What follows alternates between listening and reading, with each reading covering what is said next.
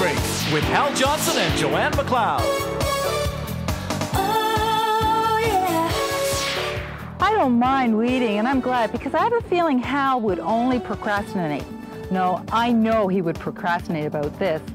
Weeding for me gives me time to look what I've done and plan for next season.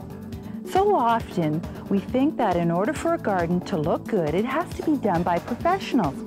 However, you should be more confident with your own ability and check out the resources available to help you out.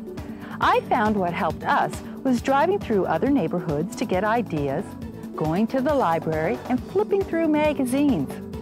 A computer program can also come in handy, whereby you scan in your pictures of your house, place various bushes, trees, and plants where you think you might like them. Then right before your eyes, you see what it'll all look like before picking up a shovel. And of course, the old-fashioned way of jotting down your ideas on paper continues to work well. To also reduce your costs, buy trees direct from tree farms, purchase soil in bulk, look for sales on flowers and garden accessories, and plant perennials instead of annuals. Now the fun begins, and you're able to see your vision come to life and save money at the same time. Well, until next time, keep fit and have fun. BodyBreak.